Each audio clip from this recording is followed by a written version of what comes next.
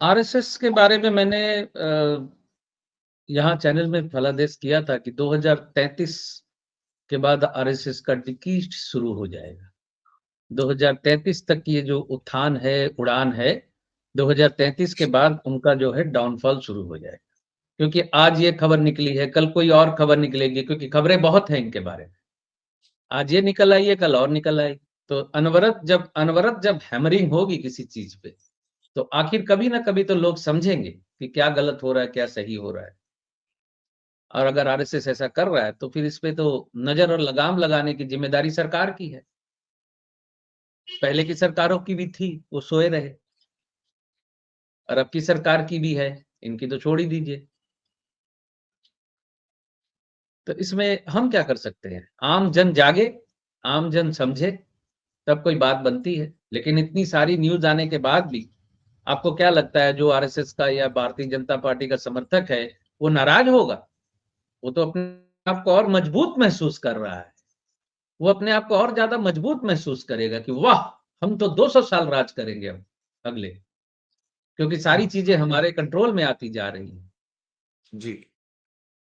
हम उस दौर में हैं जहां छल कपट चरम पे है, नैतिकता, विवेक बिल्कुल गड्ढे में जा चुके हैं। किसी को कोई मतलब नहीं है इस चीज से। आप क्या समझते हैं? समर्थकों को मालूम नहीं है कैसे जीत रहे हैं। मैं ये नहीं कहता, आप एक चीज को समझिए, वो जीतने के लिए जमीन पे मेहनत कर रहे हैं। आपके सामने सारे सबूत है कि जगह जगह मीटिंग होती है, जगह जगह लोगों को समझाया जाता है, 10,000 रुपए उनके खाते में भी भेजे गए बिहार में। ये सारे सबूत है आपके सामने कि हम इस वजह से जीत रहे हैं। और निश्चित तौर पे विपक्ष इस मामले में बहुत पीछे है। विपक्ष यहां बहुत पीछे है।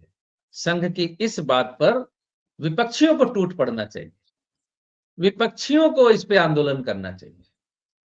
लेकिन पता नहीं कौन सी चुप्पी है, पता नहीं राजनीति की कौन सी अंडरस्टैंडिंग है। आज एक व्यक्ति ने पोस्ट की, अब जानते हैं उस व्यक्ति को, जयप्रकाश नारायण के बारे में।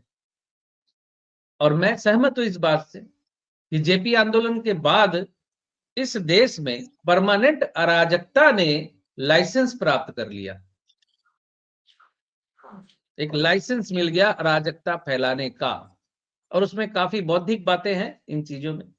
इसमें क्या परिवर्तन हुआ, कैसे हुआ, और हर अराजकता के पीछे एक संगठन जरूर रहा।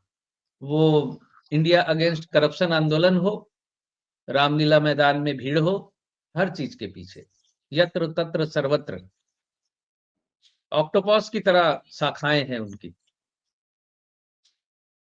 और इसके लिए आम जन ही क्यों जिम्मेदार है? आम जन क्या कर सकता है? सब कुछ समझ के भी कांग्रेस की सरकारें जो बैठी रही इतने दिन तक, उनको नजर आना चाहिए था क्या हो रहा है, क्या नहीं हो रहा है।